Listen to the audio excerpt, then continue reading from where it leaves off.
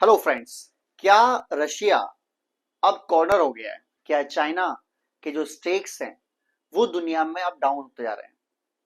क्या यूएस के Donald Trump ने अपनी पूरी पावर दिखा के, पूरी पावर लगा के, अमेरिका ने चाइना और रशिया दोनों कंट्रोल कर लिया? आज इसके बारे में डिटेल में बात करेंगे। सबसे पहली बात और सबसे बड़ी न्यूज जो है, 24 घंटे के अंदर जो पावर स्ट्रगल हुआ है, जो पावर गेम हुए हैं वर्ल्ड में, वो जानने बहुत जरूरी है। दुनिया की जो मीडिया है उनमें ये कुव्वत ही नहीं है कि वो इस बारे में बात करें, बिकॉज ये बातें जो होती हैं वो ज्यादातर हिडन एजेंडा में होती हैं।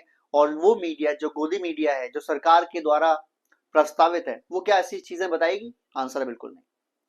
सबसे पहली बात, जो रशिया के फॉरेन मिनिस्टर हैं लावरोव, उनकी और जो यूएस के फॉरेन मिनिस्टर हैं मार्को रूबियो, इन दोनों की जो बातचीत हुई फोन पर, वो बातचीत होते होते गाली गलौज तो चली गई और लिटरली वहां गाली दी गई एक दूसरे को।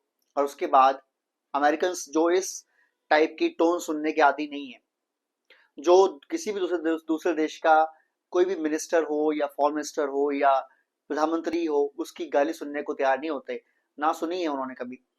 तो उन्होंने फटाफट अपना जो है फोन काट दिया मार्को रूबियो ने गाली गलौज करके। उसके बाद लाइन को डिस्कनेक्ट भी कर दिया।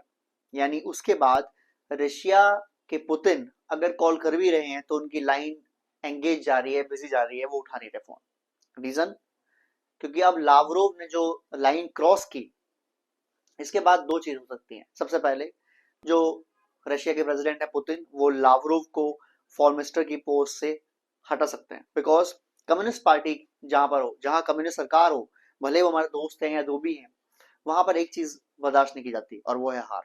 अगर आप हारे हैं, अगर आप बातचीत में हारे हैं, अगर आप वॉर में हारे हैं, अगर आपकी वजह से देश को नुकसान हुआ है, तो फिर आपको अपने पद पर हटाया जाएगा, पद पर रहने का कोई अधिकार नहीं रहेगा। तो लावरोव को सबसे पहले रशियन जो फॉरेन मिनिस्टर हैं उनको हटाया जाएगा रशियन प्रेसिडेंट पुतिन की तरफ से।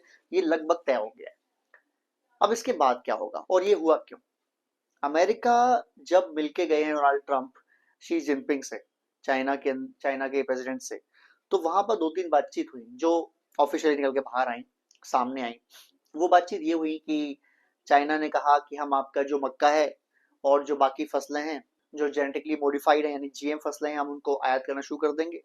और हम आपको जो रेयर अर्थ मटेरियल है उसको पॉज जो हमने किया है वो भी हम आगे खोल देंगे, जारी रखेंगे। यानी हम आपको rare rare earth material supply करते रहेंगे यूएस को, उसमें कोई दिक्कत नहीं है। अमेरिका, ट्रंप ने भी उसके बदले कहा ठीक है, हम आपका जो है 10% टैरिफ कम कर देते हैं और आप फेंटानिल की जो सप्लाई बंद कर दीजिए। फेंटानिल जो जहर है, जो ड्रग्स है, इसके बारे में हमने पूरा वीडियो बनाया है, आप चाहें तो वीडियो जाके देख सकते हैं कि किस तरीके से अमेरिका को और इंडिया को नुकसान पहुंचा रहा है। वहां पर ये काम हुआ। अब उसके बाद अमेरिका ने सबसे ज्यादा चूड़ी जो कसना शुरू किया है, वो कोशिश जारी है चाइना और रशिया दोनों के लिए। सबसे पहले उन्होंने रशिया के जो सबसे बड़े ऑयल एक्सपोर्टर कंपनीज हैं, लुकोइल एंड रोजनेट, इन दोनों को बैन कर दिया। साथ साथ उन्होंने डिक्लेयर कर दिया कि अब ये तो कंपनी बैन है ही, सैंक्शन है ही, जो भी इनसे ऑयल परचेस करता है या गैस परचेस करता है, हम उस कंपनी को भी सैंक्शंस करते हैं। यानी एक और सैंक्शन लगा दिया सैंक्शन के ऊपर। तो जितने भी दुनिया भर की कंपनी है, भारत और चाइना मिला के, सबने अपने अपने इंपोर्ट वहां से या तो बंद कर दिए या बहुत ही ज्यादा कम कर दिए, जिससे कोई ज्यादा दिक्कत सैंक्शंस की इन देशों के ऊपर ना आए, ये पॉसिबिलिटी को रोका जाए। ठीक है, बहुत बढ़िया किया। अमेरिका को चाइना ने एक मैसेज भेजा और वो मैसेज है कि चाइना ने सरेंडर कर दिया है यूएस के आगे। किस तरीके से? जो यूएस के एम्बेसी के अंदर चाइना में जो बैठे हुए हैं यूएस एम्बेसडर, उनको चाइना ने चार चीज पहुंचाई। उन्होंने कहा कि हम अमेरिका की सारी शर्त मानने को तैयार हैं, हम रशिया से ऑयल भी इंपोर्ट करना बंद कर देंगे या बहुत कम कर देंगे, हम जो बाकी चीजें हैं, हम रेयर अर्थ मटेरियल को भी नहीं रोकेंगे, सप्लाई चलती रहेगी, हम आपकी जीएम फसलों को भी बाई करते रहेंगे, लेकिन हमारी चार कंडीशंस हैं। चाइना की वो चार कंडीशन कौन सी हैं जो उन्होंने सामने रखी है यूएस के, बिफोर सरेंडरिंग या बिफोर कि हम लड़ाई नहीं करेंगे, हम कोल्ड वॉर नहीं करेंगे दूसरे से। वो चार शर्तें हैं। पहला, ताइवान पे जब वॉर होगा चाइना का, या ताइवान के मामले में चाइना जब भी लड़ाई करे, हस्तक्षेप करे, तो अमेरिका उसमें इंटरमीडिएट नहीं करेगा, बीच में नहीं आएगा, और America one China policy follow करेगा, ताइवान को अलग चाइना नहीं मानेगा, अलग देश नहीं मानेगा। दूसरा, चाइना के अंदर जो डेमोक्रेसी नाम की कोई चीज नहीं है, जो सीसीपी है उनकी, उसके बारे में अमेरिका कोई बात नहीं करेगा अमेरिका, और ना ही डेमोक्रेसी लाने की चाइना के अंदर कोई कोशिश की जाएगी। तीसरा, उइगर मुसलमान जो हैं, जो शिनजियांग प्रांत में रहते हैं चाइना के, वो चाइना उनको मारता है, उनको धर्म फॉलो नहीं करने देता, उनकी दाढ़ी बाल उनको कुछ रखने की अधिकार नहीं है। चाइना बोला हम चाहे जो करें इनके साथ, क्योंकि ये इंसान नहीं है, ये राक्षस है। अमेरिका इस बारे में कुछ नहीं बोलेगा। और चौथी चीज, जापान के आइलैंड्स या साउथ चाइना सी में चाइना जो घुसपैठ करता रहता है, उसके बारे में अमेरिका कोई स्टेप नहीं उठाएगा। अगर ये चार कंडीशन मंजूर हैं अमेरिका को, डोनाल्ड ट्रंप को, तो फिर हम रशियन ऑयल बंद करेंगे, हम रेयर अर्थ मेटल सप्लाई जारी रखेंगे, और हम बाकी जो चीजें करते हैं जहां पर यूएस के इंटरेस्ट हैं, हम उनको ज्यादा प्रोवोक नहीं करेंगे, हम ज्यादा उनमें हस्तक्षेप नहीं करेंगे। ये बातें लगभग जो मान ली गई हैं ट्रंप के द्वारा। लेकिन ट्रंप ने अपने कंट्री में लगभग $2 बिलियन का एक पूरा इकोसिस्टम तैयार किया है रेयर अर्थ मटेरियल के लिए, और वो जहां जहां दुनिया में रेयर अर्थ मटेरियल मिल रहा है उसको इंपोर्ट करने की कोशिश कर रहा है, और अपनी अमेरिका में ढूंढ रहे हैं वो।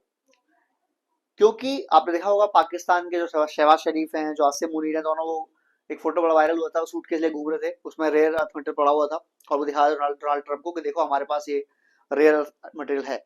तो उसकी पूरी इकोसिस्टम डोनाल्ड ट्रंप बना रहे हैं अपने यहाँ $2 बिलियन लगा के। यानी उन्होंने उसमें फैक्ट्री, रिफाइनमेंट, और उसके बाद कैसे उससे चिप बनती है, कैसे उसका एंड प्रोडक्ट बनता है, वो सारी इकोसिस्टम डेवलपमेंट कर रहे हैं।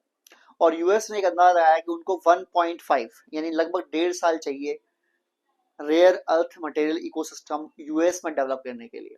उसके बाद चाइना जो उनको रेयर अर्थ मटेरियल देता नहीं है, रेयर अर्थ मटेरियल रोकने की कोशिश करता है, उसकी उनको कोई जरूरत नहीं पड़ेगी, और वो चाहे तो इसको फिर वो एज अ पावर गेम इस्तेमाल कर सकते हैं कि आप बंद कर दो, रेयर अर्थ मटेरियल हमें चाहिए।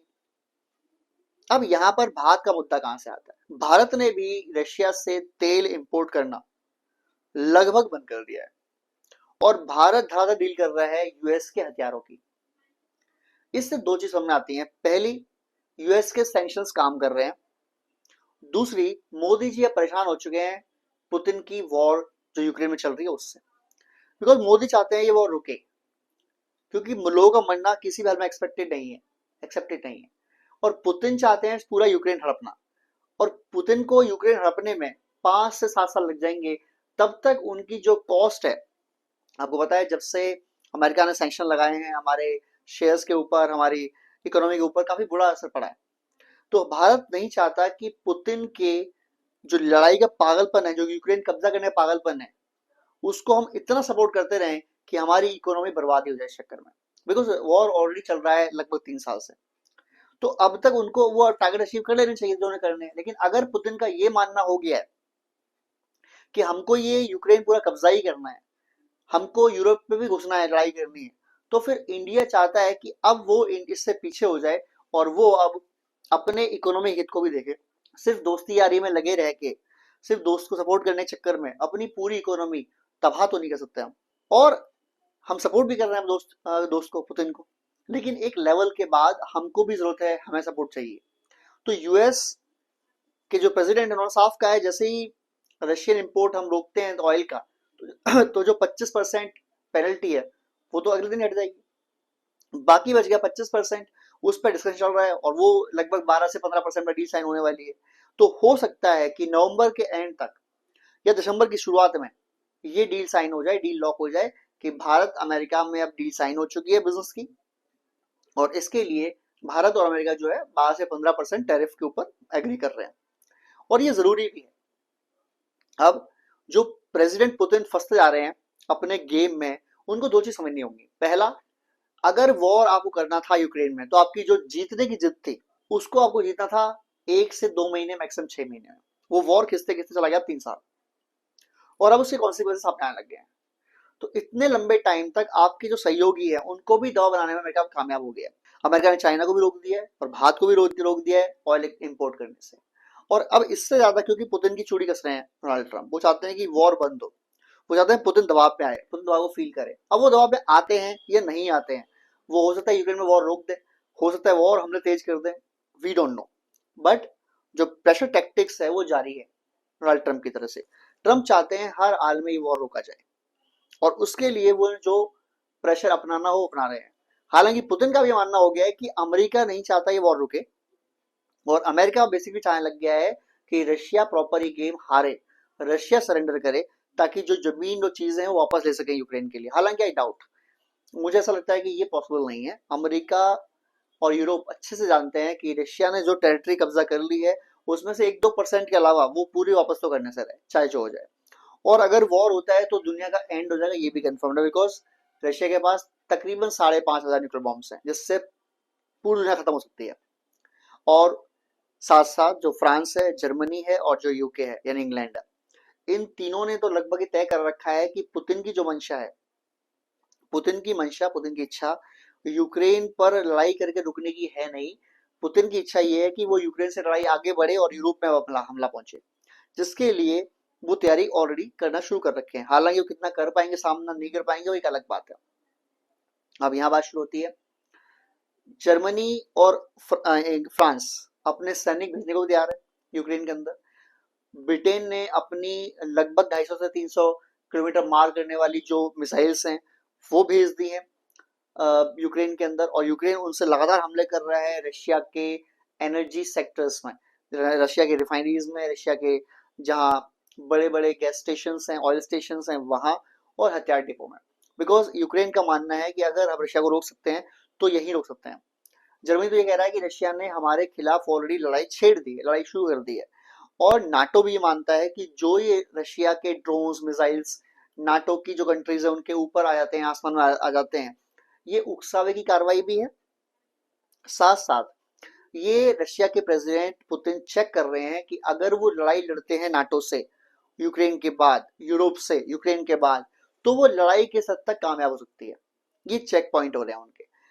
और एक पूरा जंग का जुनून बढ़ते जा रहा है। अमेरिका ने भी अपनी जो मिसाइल्स हैं, एक तो पेट्रोल डिफेंस सिस्टम और थार डिफेंस सिस्टम, ये दोनों यूक्रेन को भेजने की तैयारी कर ली है और भेज भी दिए 1-2 खेप। इसके अलावा पोलैंड के अंदर यूएस ने न्यूक्लियर बॉम्ब्स से लगी हुई मिसाइल्स यानी न्यूक्लियर मिसाइल्स को भी तैनात कर दिया है, जहां से रशिया के अंदर जो एंट्री है उन मिसाइल्स की, that is maximum 2 to 3 minutes, 2 से 3 मिनट में वो रशिया में एंट्री कर सकते हैं। और यूएस पूरा एक सर्किट बना रहा है जिसके अंदर वो ऐसी जगह मिसाइल को इंस्टॉल करे जहां से रशिया को हिट करना 5 से 8 मिनट के अंदर रशिया के अंदर मिसाइल्स गिर सके, न्यूक्लियर मिसाइल्स। कुछ लोगों का ये मानना है कि यूएसए पूरी पूरी प्लानिंग कर रहा है रशिया अगर वॉर नहीं रोकता है तो रशिया पर हमला करने की। अब ये हमला कामयाब होगा कि रशिया उल्टा इनको मारेगा, ये तो फिर हमला होने के बाद ही मालूम पड़ेगा। बट मेरा ये सुझाव है, जो मोदी जी का भी सुझाव है भारत के प्रधानमंत्री का, कि भाई अब रशिया की जंग को, यूक्रेन की जंग को रुक जाना चाहिए। ये बहुत लंबी चल चुकी है और मुझे लगता है कि जो टारगेट्स थे वो अचीव हो चुके हैं। जो पुतिन की शर्तें हैं वो लगभग यूक्रेन मान लेगा। टेरिटरी के अलावा वो नाटो ज्वाइन नहीं करेगा, यूरोपियन यूनियन ज्वाइन नहीं करेगा, जो कोई भी सेना बाहर के देश की उसमें नहीं आएगी। एक टेरिटरी का इशू है, उस पर अगर बात बन जाए तो फिर दोनों देश जो है लड़ाई को रोक सकते हैं, बंद कर सकते हैं। इसका एक रास्ता भारत के अंदर से भी निकलना पॉसिबल है, क्योंकि मोदी जी की बात दोनों ही मानते हैं, पुतिन भी और जेलेंस्की भी। मोदी जी जितने अच्छे दोस्त पुतिन के हैं, लगभग उतना ही ट्रस्ट जेलेंस्की भी करते हैं मोदी जी के ऊपर। और अगर अमेरिका फेल होता है लड़ाई रुकवाने में तो फिर दो ही देश ऐसे हैं जो करा सकते हैं, एक चाइना और एक इंडिया यानी भारत। चाइना के ऊपर यूक्रेन ट्रस्ट नहीं करता, यूरोप ट्रस्ट नहीं करता और यूएस ट्रस्ट नहीं करता। भारत एक ऐसा कड़ी है जिस पर पुतिन यानी रशिया और Ukraine, European union, America, China सब ट्रस्ट करते हैं। तो अगर मोदी जी इस बीच में आए और वो लड़ाई रुकवाने की कोशिश करें जो चल रही है पुतिन के और जेलेंस्की के बीच में, तो एक रास्ता जरूर निकलने की संभावना बनेगी जहां पर ये लड़ाई रुक सकेगी। अब देखना यह है कि जो प्रेशर टेक्निक अपनाई है डोनाल्ड ट्रंप ने, यूरोप ने, वेस्ट ने पूरे रशिया के ऊपर, कि किस तरीके से ये वॉर को अंदर रुके, किस तरीके से पुतिन जो है ये वॉर रोके। और ऊपर से लावरोव ने जो गालिम गलौज कर दी है विद मार्को रूबियो। अब ये जंग भड़केगी आगे या जंग रुक जाएगी, ये दोनों देखने वाली बातें हैं और इस पर लगातार नजर बनी हुई है। मुझे ऐसा लगता है कि अब ये लड़ाई रुकने की कगार पर आ चुकी है और जो राष्ट्रपति पुतिन हमारे भारत में आ रहे हैं दिसंबर में, अभी अगले महीने ही, वहां पर इस बारे में या तो विस्तृत चर्चा हो सकती है और या ये वॉर रुकने की संभावना पूरी पूरी हो सकती है। मुझे ऐसा भी लगता है कि जब पुतिन साहब यहाँ पर हों, दिल्ली में हों, उस समय जेलेंस्की को बुलाया जा सकता है, पॉसिबिलिटी है बात करने के लिए, या फोन कॉल बात हो सकती है और वहां पर दोनों के बीच एक कोई समझौता निकालने की, कोई बीच रास्ता निकालने की कोशिश हो सकती है, और होनी ही चाहिए। बहुत से मासूम लोग, बच्चे, बूढ़े, बुजुर्ग, औरतें सब मर चुके हैं इसमें, और ये जंग तो किसी के लिए सही नहीं होती। वीडियो अच्छा लगा हो तो लाइक करें, शेयर करें, सब्सक्राइब करें। जय हिंद, जय भारत।